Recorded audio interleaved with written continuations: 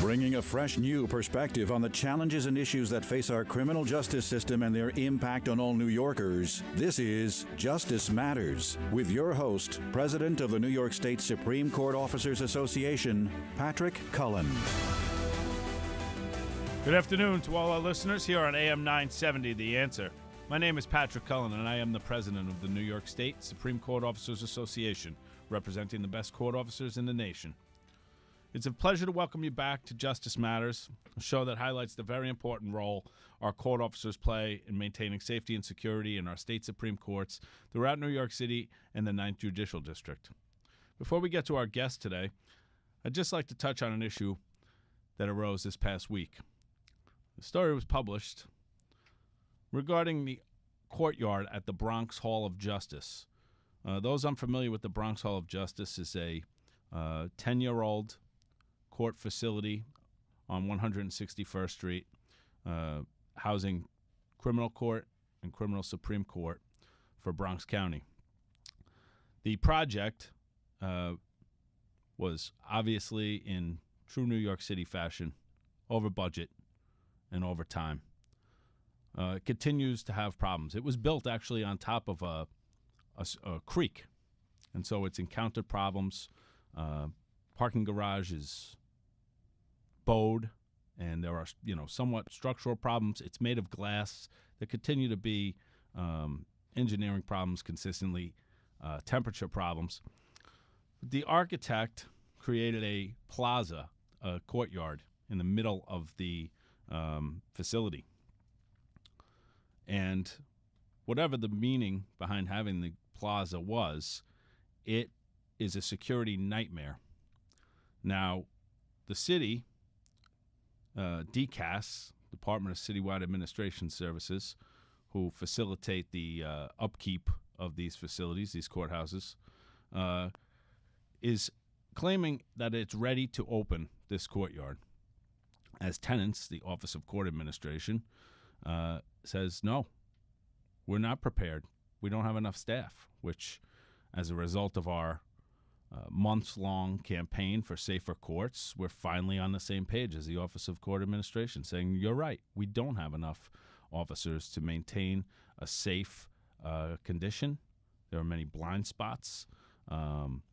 So we have to continue to maintain vigilance, continue to call for more hiring of security of court officers, and have them assigned to facilities like this that continue to see problems. We would see congregations of gang members in this plaza. It's rife with potential for violent activity, and we will do everything we can to make sure that this doesn't open unless it's 100% guaranteed to be a safe location in and around our courts. Our first guest today is Greg Lasak, candidate for Queens District Attorney in the upcoming primary that will be held in June. Greg's a lifelong resident of Queens, grew up in Woodside, attended local Queens schools, and found himself as a prosecutor in the Queens District Attorney's Office. At age 30, he was named chief of the Homicide Bureau, and then he was made the executive assistant in charge of major crimes, launched the first ever domestic violence bureau. And throughout his years in the office, Greg supervised the investigation of more than 2,500 murder cases, prosecuted cop killers and the likes of the perpetrators of the Wendy's Massacre and the College Point Massacre, which is the largest mass murder in Queens history. Judge Lasak was elected to the bench, New York State Supreme Court in Queens, and then was appointed deputy administrative judge and reelected in 2017. But in September of 2018, Greg resigned from the bench to launch his campaign for district attorney. Judge, it's a pleasure to welcome you to Justice Matters. Thank you, Pat. Tell us a little bit about your upbringing in Queens and just your background, where you come from. Well, I spent the first half of my life in Woodside, went to St. Sebastian School, Holy Cross High School, Queens College, and New York Law School. Then I went into the DA's office, and then my wife and I moved to Richmond Hill, and we moved to Richmond Hill in 1986, and we've resided there ever since. We raised our 3 children there. Our oldest son, Danny, is a New York State trooper and assigned to Manhattan. Second son, Gregory, is an assistant DA in Queens, and our daughter is a corporate attorney in Manhattan. Wonderful, wonderful. You're in New York City, born and bred. It runs in your blood. That's correct. That's wonderful. What made you get into law enforcement?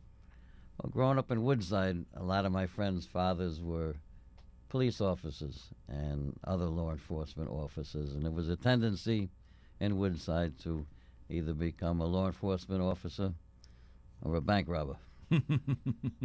I think that might be the case in many neighborhoods in New York City. But let's get to the important question. Why are you running for Queens District Attorney? Well, I spent 25 years there. 19 years I was a boss, and I handled the most notorious cases, dealing with the most notorious defendants.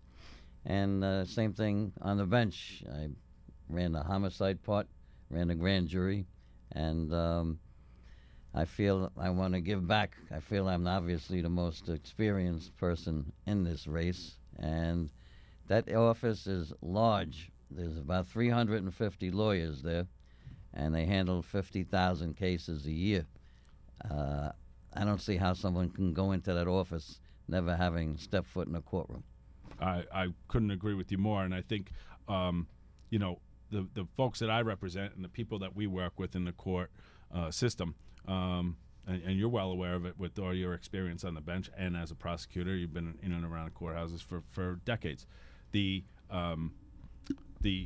symbiotic relationship of all of the moving parts of a court case, it brings us all together. And so court officers and judges and court reporters and clerks, we work as a team, as one. And I think that your experience as a judge in dealing with some of these, historical cases lends only to believe that you are absolutely, your experience is what really should make the difference for people when they go out and vote this June. You did some groundbreaking work with the DA's office with exonerations. Can you tell us about that? Yeah, in the 1990s, it was brought to my attention by defense attorneys and inmates upstate who sent me letters claiming they were wrongfully arrested, indicted, or convicted of crimes. And I entertained every one of them, and I was able to exonerate approximately 20 men who were wrongfully arrested, indicted, or convicted of rape, murder, and robbery, while I was still performing my regular duties as the executive assistant in charge of major crimes. On one of those cases, it happened on Northern Boulevard and 100th Street in Corona. A man was shot in the head around 4 times, and a young man was identified by 2 witnesses. He confessed in writing and on videotape, and he actually pled guilty in a Supreme Court room with his lawyer standing next to him to manslaughter in the first degree, and he was sentenced to 8 1/3 to 25. And after 5 years, I was asked to take a look at that case. And despite all that evidence, which nobody else would have taken a second look once they saw all of that evidence, I was able to show at the time of that murder that young 16-year-old kid was in his apartment in Harlem with his mother. Wow. And I think that, there may be a certain connotation about exonerations and looking back on cases that have, left the court system and unfortunately have people, wrongfully accused, wrongfully convicted. But ultimately what you're doing in that program, in that extra work that you took on, is really making sure the justice system works. And so, I think that that's really important to point out. You started the domestic violence unit as well. And in today's climate, that's, a very important topic. It always has been. And I feel like it's something that really hits home for a lot of people today, unfortunately. What drove you to do that? Originally, those cases were handled by the Special Victims Bureau, which came under my watch. And it came a point in the 90s that we were getting so many of those cases, unfortunately, that they needed a separate bureau to take care of them and give them the proper attention to make sure that those cases were handled carefully. And every time I put an assistant DA into that bureau, the Domestic Violence Bureau, I told them to treat the case as if it was a murder case, because unfortunately a number of those cases wound up becoming murder cases. Wow.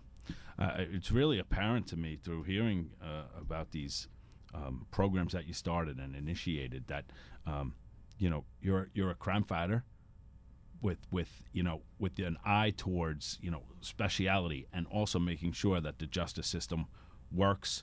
At the end of the day, it's done its job, and you're a major cog in that wheel, and it's so important that I think the citizens of Queens County recognize that in you. And so moving forward, I think your message here is that I want to make sure that the justice system works for the people of the county where I grew up, where I raised my family, and where I currently reside. We're going to take a quick break. Justice Matters. We'll be right back after this. More with Judge Lasak. We return now to Justice Matters with the president of the New York State Supreme Court Officers Association, Patrick Cullen. Welcome back to Justice Matters. We're continuing our conversation with Judge Greg Lasak, candidate for Queens District Attorney in the upcoming primary this June. Judge, you have a reputation for being firm but fair. Going to talk about where that comes from? Well, I've always believed in the presumption of innocence, so any person in front of me as a DA or a judge is presumed to be innocent, so you have to be treated fairly, but you have to be firm. When I was a Supreme Court judge, my courtroom, I would not tolerate any misbehaving inside that courtroom, because it deteriorates the authority of the courtroom. Sure. And your officers were always very, very good in maintaining the decorum of a proper courtroom. Yeah, I appreciate you saying so, and it is absolutely a goal of ours. Our mission is to always maintain decorum. I think that a Supreme Court, an open Supreme Court, should be kept as and held up to a certain standard. And again, working in conjunction with the judge, we're always, that's our number one goal, is to make sure that the sanctity of a courtroom is maintained. And I think we're losing that new generation. Not much respect for law enforcement, not much respect for judges, and so those things go hand in hand with this kind of move away from the respect that is due a Supreme Court and a Supreme Court judge. There's been a lot of discussion in Albany, and there's been, we have a new budget, and some measures were included in the budget. Whether I agree with how it was done or not is for another show. But, in January of 2020, some of these new initiatives are going to take effect. We're talking about bail reform and discovery reform and speedy trial reform. What are your general thoughts about the way that is going to affect the criminal justice system here in New York? Well, when I started running for DA at the end of last year, I was asked that question about cash bail, and I was in favor of eliminating cash bail for minor, nonviolent offenses, and because I think that's fair. I think that's fair. And now the governor signed a bill that follows that. The problem is, in between murder cases and nonviolent low-level offenses, the way the bill has been proposed, either going to be ROR'd, released without any bail, or you're going to be remanded. Mm-hmm.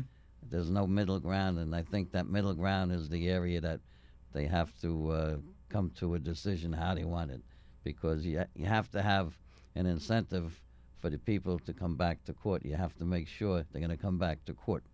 And if there is nothing to make them come back, a lot of them will not come back. Yeah, and that's, ultimately, the warrant squad will be a little busier, I think, as this goes on. And that's just my personal take on it. But I think what you hit there is, and I think it's the case with a lot of issues, the middle kind of gets left out. It's the extreme to this way and the extreme to this way, but the middle is kind of never figured out. We should be start from the middle and work out towards the ends, But I know that the discovery is a big issue for attorneys trying criminal cases, and so some of the reform there. I think the intent is to be more transparent, and I think who would argue with that, right? That is a good way to handle things. As a DA, you don't want to hold on to the evidence because if the defendant knows and his lawyer knows what the evidence is against him, they'll be more inclined to want to discuss a possible plea disposition rather than go to trial on the case. Right. So holding on and keeping it a secret really doesn't do anybody any good. Yeah, and as long as witnesses' information and their safety is not compromised. Absolutely. Because we cannot have any witness put in any type of danger because of this new reform. I completely agree, and I think what the meaning behind some of this reform is really to be more transparent, more effective, more open on how the criminal justice system works, and a lot of people don't understand it, and some people, and that's fine, But I think generally speaking, these reforms will more than likely help. What we want to make sure from the law enforcement perspective is that they don't hurt. And so, we're seeking seat at the table, just like all stakeholders in the criminal justice should. I personally think some of this stuff should have been subject to public hearing and have a little bit more of a discourse about it. But here we are, coming into effect, and I'm sure with your experience, you're well prepared.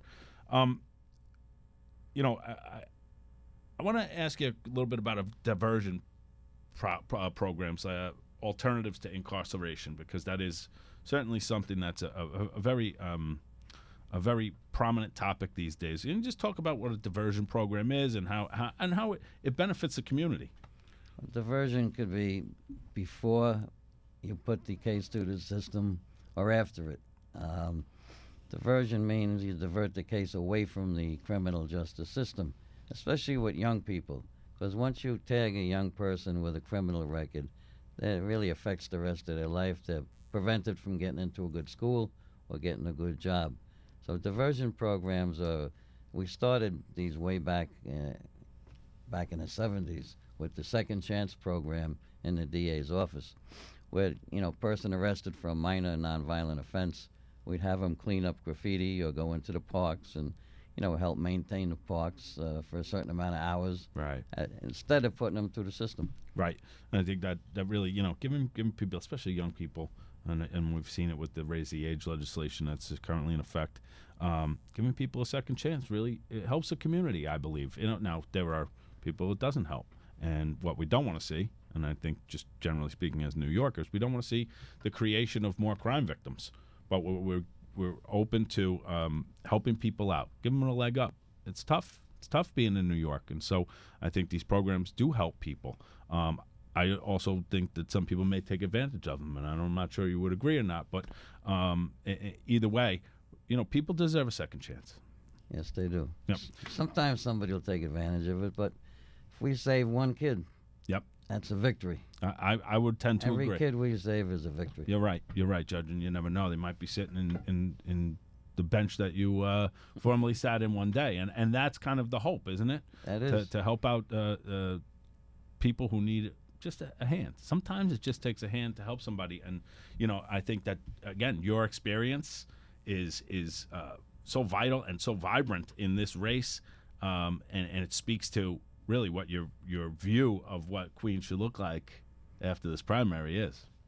Thank you. Part of the programs, I want to reach out to the young people and have them come into the courthouse to meet the judges, the court officers, the police officers, because they look at that courthouse on Queens Boulevard as a place where their friends go in the morning and they never see them again for a couple of years. We want to dispel that notion. Sure. And make them, and maybe they will aspire to be a court officer, sure, a judge, or a correction officer.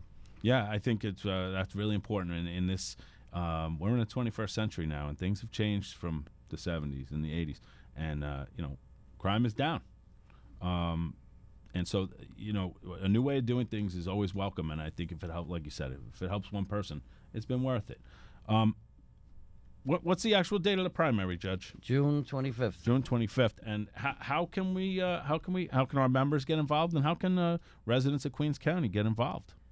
Well, the main thing is we got to get out and vote. Mm-hmm. Okay, there's been a low voter turnout in recent elections, and this is really the only race in Queens. I don't know about the rest of the city, but we got to get our neighbors and friends out to vote. We got to remind them the day before and on election day to get out there and vote. Yeah, I agree with you. And, again, having the experience of working, getting to know you, and working alongside Supreme Court judges like yourself, I think that you're really a breath of fresh air, and your experience speaks volumes about the way that Queens is going to look after this primary. Do want to mention that information about your candidacy and your campaign can be found at greglasek.com. I wish you all the luck in the world, and if you need anything from the FCOA, please don't hesitate to ask. I appreciate you coming in and spending a few minutes of your day with us. Thank you for your endorsement and your support. You got it, Judge. We'll be right back after this with Justice Matters. Welcome back to Justice Matters with your host, Patrick Cullen, President of the New York State Supreme Court Officers Association. We are back here on Justice Matters. In the second half of this week's show, we're going to share a side of our union that most people are unfamiliar with, and that's our partnership with the Special Olympics.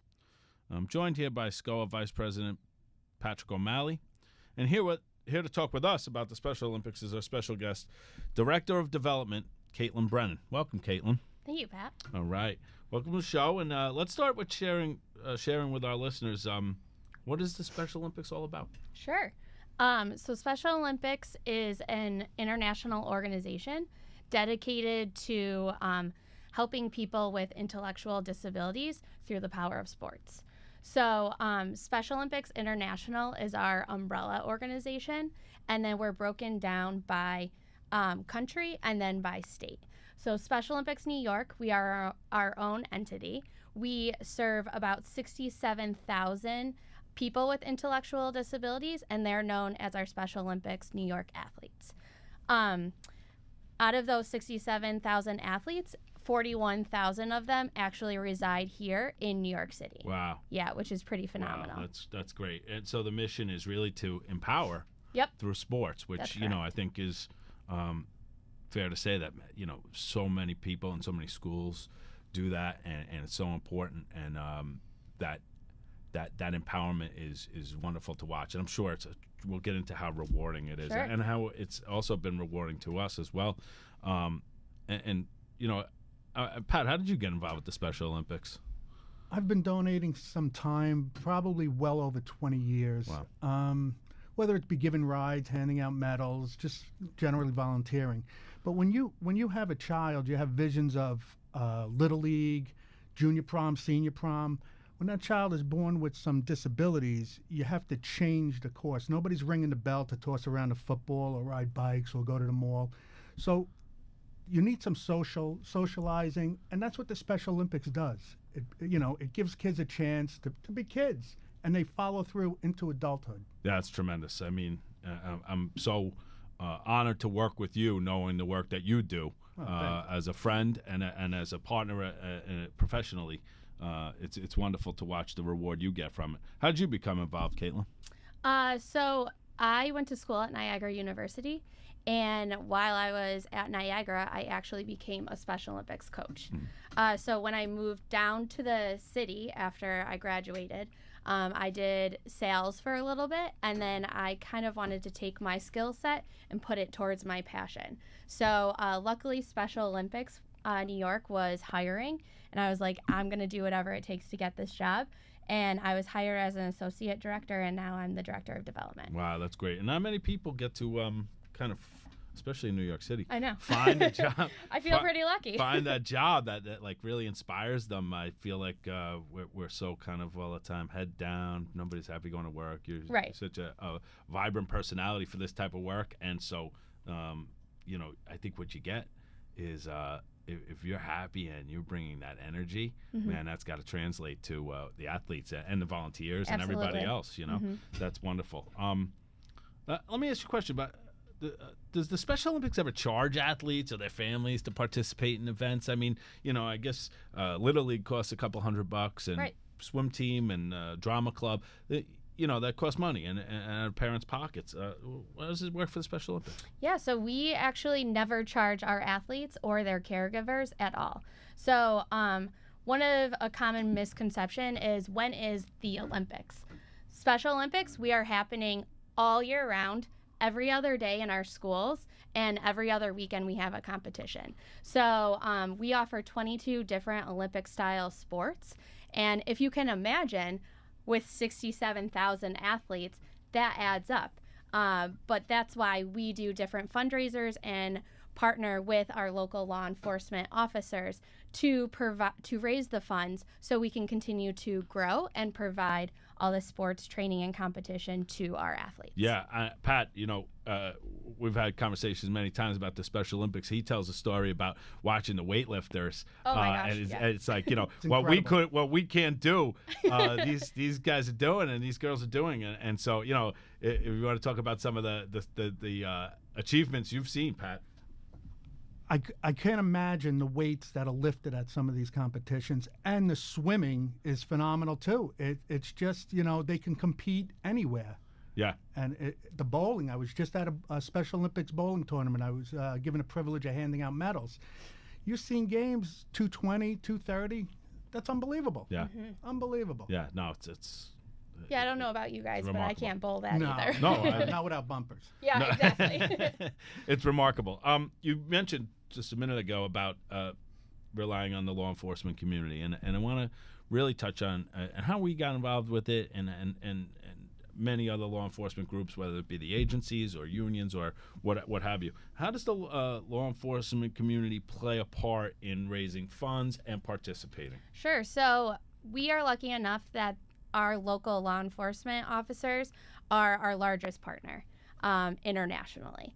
So it started back in 1981 in Wichita, Kansas, and it started just as a torch run. So that was local law enforcement officers carrying the torch, which represents the flame of hope, into a local competition. It simulates exactly how the Olympics are, That's when the actual competition starts, is when that flame is lit. Yeah. So it's kind of grown into this amazing movement where now it's happening in 45 different countries. And since its inception, you guys have been able to raise over $619 million, which is insane. That's marvelous. Yes. Now, you could basically say there's like always somebody running with the torch for the Yeah, Special Olympics, exactly. right? Which translated, it's not just the fire torch; it's carrying the torch for the cause and for the mission. Yes. And I think, unfortunately, the front of the newspaper related to law enforcement in general is usually negative, and it's one rotten egg spoils a dozen. These stories are constant, and there were cops constantly giving their time to the Special Olympics. That's not going to be on the front page of the paper, and we don't need it to be, but it should be recognized. It should be put out there that these are the types of things that we're doing. Patty, you've personally carried the torch, correct? Yes, I have, and we had the polar plunge this past March, which was freezing out. And that's why it's freezing for a reason. Freezing for a reason. And the court team, I believe, did very well raising money. We were led by a court officer named John Hart, and one of our guys carried the torch in, and I think we were in the top 3 of fundraising. Absolutely. Wow. I mean, you're a better man than me. I'll hold the towel for you next year at the polar plunge. But there are events like this ongoing. There's always some fundraising event, and I know you're holding them. And so, how can people volunteer? How can they take part in an event like that, like a polar plunge? If you're not affiliated with a union or a law enforcement agency, how does a regular person say, I want to give my time, I want to help this out, I want to be a part of what the Special Olympics does? Yes, so we rely heavily on our volunteers. Without our volunteers, we wouldn't be able to set up a competition. without our local law enforcement officers, we wouldn't be able to hand out medals. So, like I said, we're happening every other day in schools, every other weekend. So definitely visit us on specialolympicsny.org. We have a full list of our calendar of events, and every event we are looking for volunteers. Yeah, and so what are some of the places where what are some of the local venues that the sports take place at here in New York? That if you can't volunteer, but I think it would be great for you to bring your kids to watch this. It's inspiring. Mm-hmm. And so what are some of the venues that are used here in New York City and in the surrounding areas for the sporting events? Sure. So what Pat had just mentioned, that we just had a bowling competition at Jib Lanes in Queens. We also have a Manhattan training club that practices right on Riverside Park every Sunday morning, practice basketball at Hunter College. And then we actually have one of our largest competitions coming up on Saturday, June 1st at Queens High School of Teaching in Glen Oaks. Oh, that's great. And I mean, it's local. I mean, my point is that there's something going around your house. You should go check it out because it's really important to support these types of things. And I feel like once you get involved, you can't not. You're hooked. Yeah, you're hooked. You're hooked for life. Right, which is great. That should be our other tagline. And so, I want to get into a little bit of some of the other programs that you offer surrounding the athletes. And I'm going to ask you some stories about individual athletes and maybe where they've come from and where they're going. And I also have a story about our dinner dance a couple of years ago that I'm going to tell when we honored the Special Olympics. In reality, we honor the Special Olympics every day because you give so much to us, and we try to give some of that back.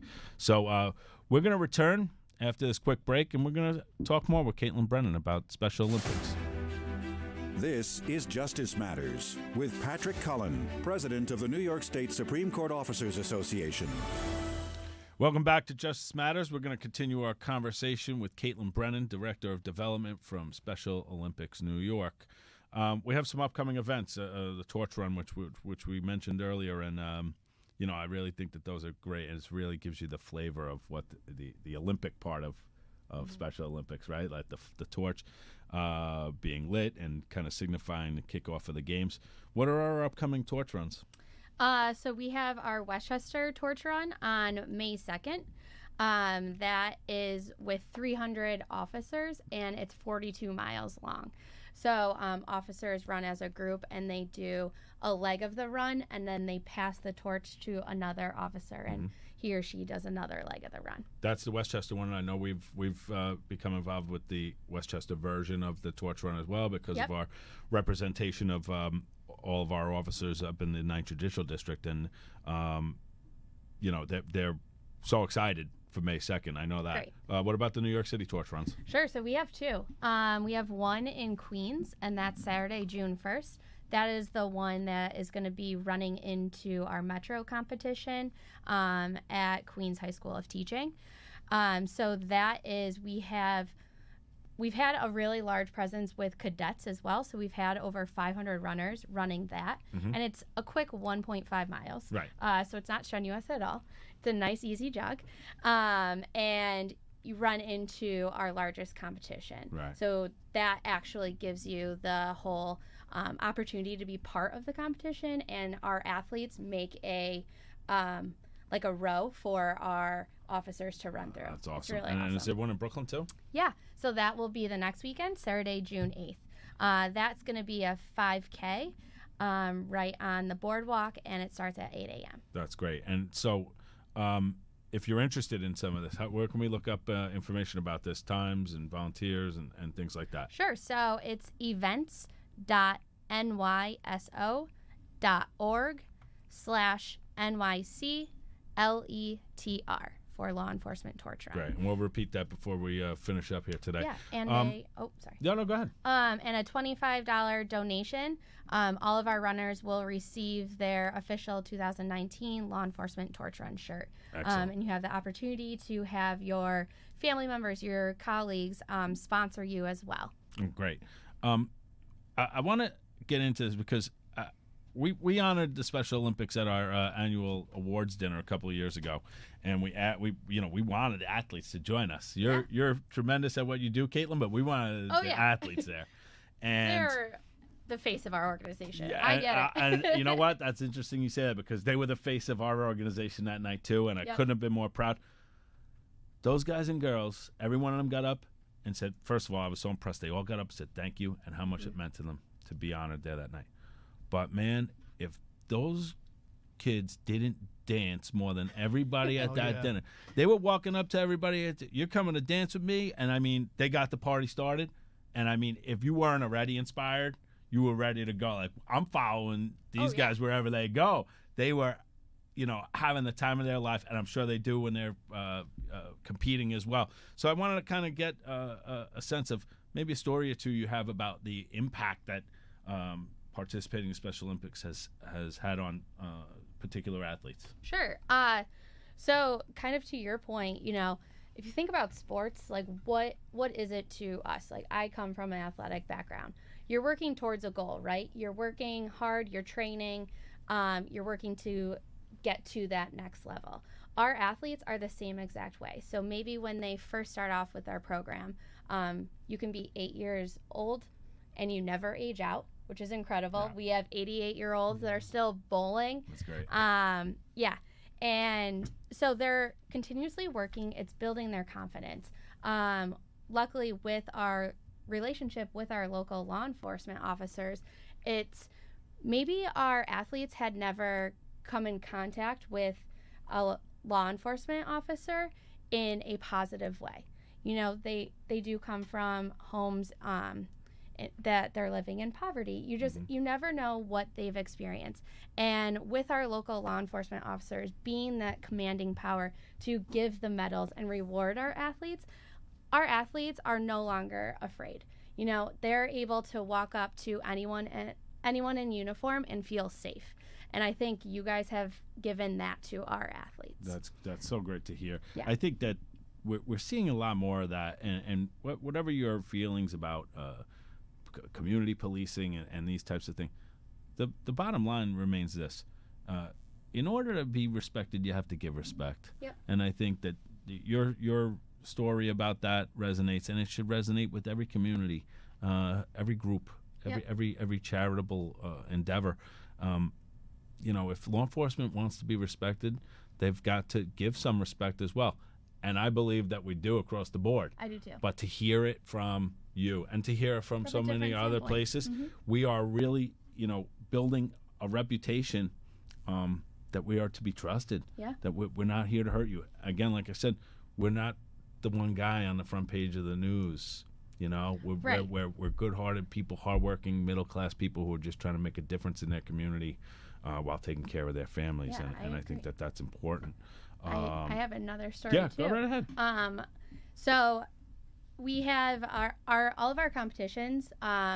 We have our regional competitions. Then our athletes work up to compete on a statewide level, and then from statewide it's national, and then from national it's world level. So we actually just had our World Games in Abu Dhabi at the end of March. Yeah, and we actually had 2 local athletes go over, and one of them, her name is Angel, and she's a female power lifter, and she won 4 gold medals in one day. Wow. She's incredible.